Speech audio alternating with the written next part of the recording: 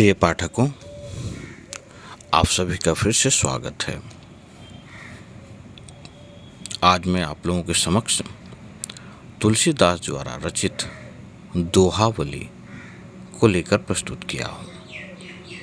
तो चलिए, हमेशा की तरह दोहावली की व्याख्यान से पहले दोहावली से जुड़ी कुछ तथ्यों को जान लेते हैं।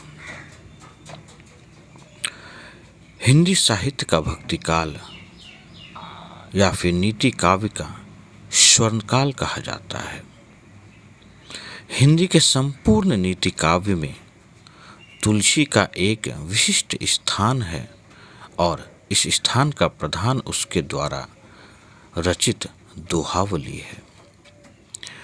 दोहावली के विविध विषय के अंतर्गत गोस्वामी तुलसीदास जी ने नीति, भक्ति, राम के प्रति चातक के आदर्श प्रेम तथा आत्म विषयक उक्तियों का हृदयग्राही चित्रण किया है।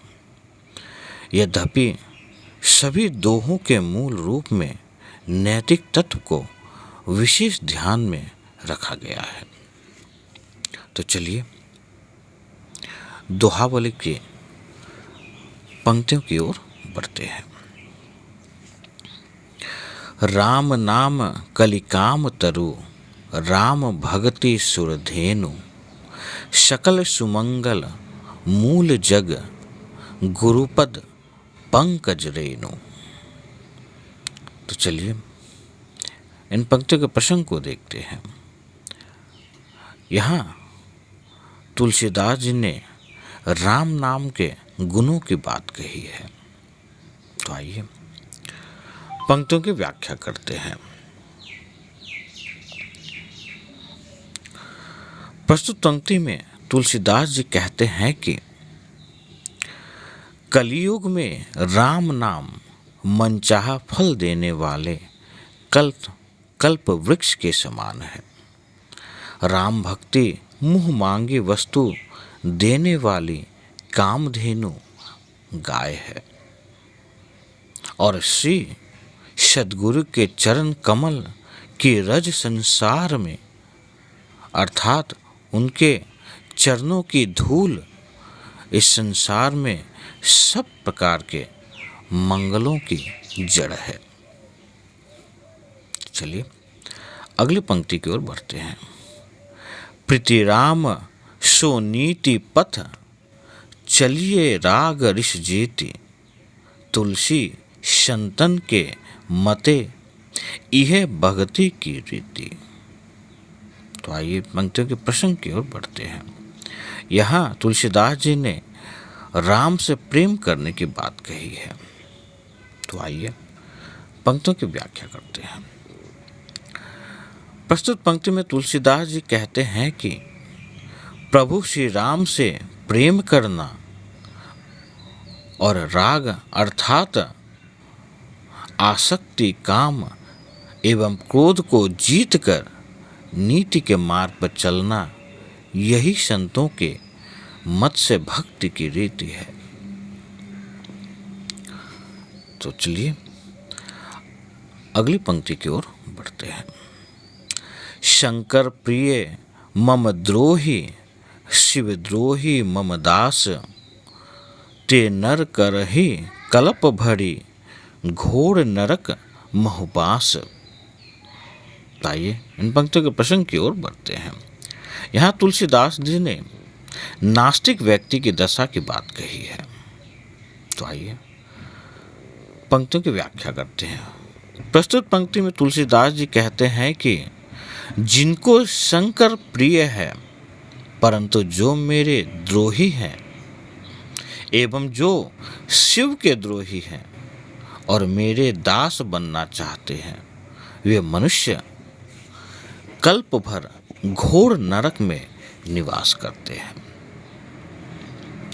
तो आइए अगली पंक्ति की ओर बढ़ते हैं।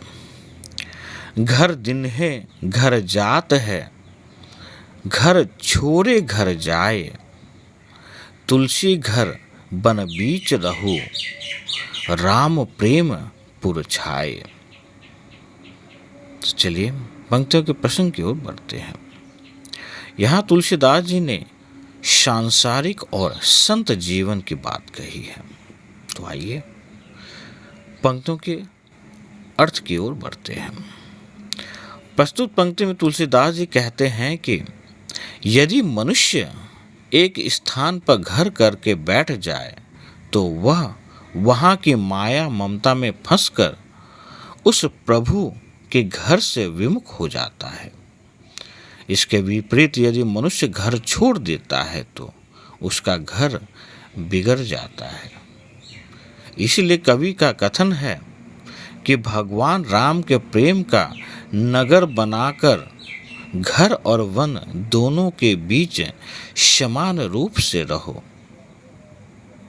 पर आसक्ति किसी में न रखो। चलिए अगली पंक्ति की ओर बढ़ते हैं। एक भरोसो एक बल एक आस विश्वास, स्वाति सलील रघुनाथ जस चातक तुलसीदास। तो आइए पंक्तियों के प्रसंग की ओर बढ़ते हैं। यहाँ तुलसीदास जी ने राम नाम के भरोसे की बात कही है। तो आइए पंक्तियों के अर्थ की ओर बढ़ते हैं। प्रस्तुत पंक्ति में तुलसीदास जी कहते हैं कि मुझे अपने इष्ट श्री राम पर पूरा भरोसा है। एक ही बल एक ही आशा और एक उन्हीं पर अटूट विश्वास है मुझे।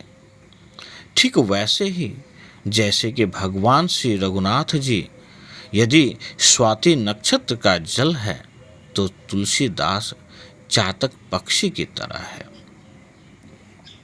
चलिए अगली पंक्ति की ओर बढ़ते हैं। रटत रटत रसना लटी तृष्णा सुखी गे अंग, तुलसी तातक प्रेम को नीत नूतत रुचि रंग। तो चलिए पंक्ति के प्रसंग की ओर बढ़ते हैं। यहाँ तुलसीदास जी ने राम नाम रटने से प्राप्त कामना की बात कही है। तो आइए पंक्तियों के अर्थ को देखते हैं। प्रस्तुत पंक्ति में तुलसीदास जी कहते हैं कि अपने प्यारे मेघ का नाम रटते रटते चातक की जीभ लत गई है। प्यास के मारे सारे अंग सूख गए हैं, तो भी चातक के प्रेम का रंग तो नित नवीन और सुंदर ही होता जा रहा है। तो आइए अगली पंक्ति की ओर बढ़ते हैं।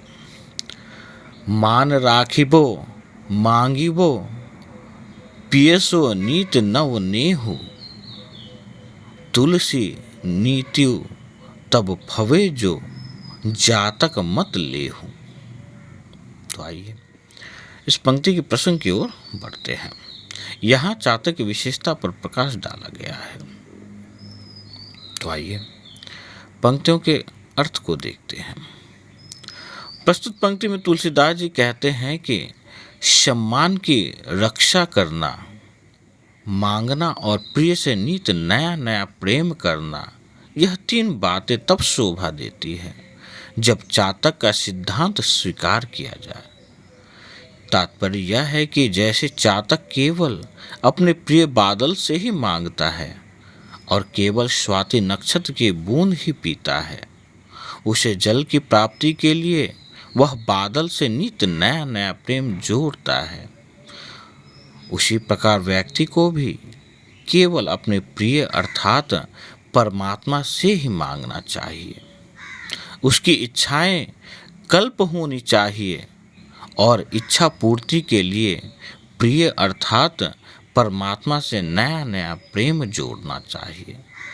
तभी उसके जीवन में सफलता और प्रेम की अनन्यता सिद्ध हो सकती है। तो आइए अगली पंक्ति की ओर बढ़ते हैं। बध्यो बधिक पड़ियो पुण्य जल, उल्टी उठाई चोंच, तुलसी चातक प्रेम पट, मरतहूँ लगी न खोच। तो आइए पंक्तियों के प्रसंग को देखते हैं। यहाँ चातक पक्षी के एक टक प्रेम की बात कही गई है। तो आइए पंक्तियों के अर्थ को देखते हैं। प्रस्तुत पंक्ति में तुलसीदास जी कहते हैं कि यदि व्यक्ति का परमात्मा से प्रेम उस चातक पक्षी की तरह होनी चाहिए जो स्वाति नक्षत्र का जल पीने के लिए अपनी चोंच उठाए आसमान की ओर देखता रहता है। वह चातक पक्षी का स्वाति नक्षत्र के प्रति प्रेम इतना गहरा है कि वह स्वाति नक्षत्र के जल की आस में मर तो जाती है पर कहीं और जगह का जल नहीं पीती। तो आइए अगली पंक्ति की ओर बढ़ते हैं। मुखिया मुख सो चाहिए खान पान को एक, पाले पोसे सकल अंग तुलसी सहित विवेक। तो आइए पंक्ति के प्रसंग को देखते हैं। यहाँ तुलसीदास ने घर के मुखिया के गुणों की बात कही है। तो आइए पंक्तियों के अर्थ को देखते हैं। प्रस्तुत पंक्ति में तुलसीदास जी कहते हैं कि मुखिया को मुख या मुंह के समान होना चाहिए, क्योंकि मुख खाने पीने का काम अकेला करता है, लेकिन वह जो खाता पीता है उससे शरीर के सारे अंगों का पालन पोषण होता है। इसलिए घर की मुखिया को भी ऐसे ही विवेकवान होकर अपना काम अपने तरह से करे, लेकिन उसका फल सभी में बांटे, अर्थात परिवार के सभी सदस्य को इसका लाभ हो। तो आइए अगली पंक्ति की ओर बढ़ते हैं। तुलसी पावस के समय धरी कोकिल मौन, अब तो दादुर बोली है हमें पूछी है कौन। तो आइए पंक्तियों के प्रसंग की ओर बढ़ते हैं। यहाँ धूर्त व्यक्ति के स्वभाव की बात कही गई है। तो आइए पंक्तियों के अर्थ को देखते हैं। प्रस्तुत पंक्ति में तुलसीदास जी कहते हैं कि वर्षा ऋतु में मेंढकों के टर्राने की आवाज़ इतनी ज़्यादा हो जाती है कि कोयल की मीठी वाणी उनके शोर में दब जाती है। इसलिए कोयल मौन धारण कर लेती है, अर्थात जब धूर्त और मूर्खों का बोलबाला हो जाए तब समझदार व्यक्ति की बात पर कोई ध्यान नहीं देता है। ऐसे समय में उस समझदार व्यक्ति को चुप रहने में ही भलाई है। तो अब देख सकते हैं कि किस प्रकार से तुलसीदास जी ने अपने दोहावली के माध्यम से ज्ञान की बात कही है। तो मैं आशा करता हूँ कि यह व्याख्यान आप लोगों के लिए सार्थक सिद्ध हो। आज के लिए इतना ही। धन्यवाद।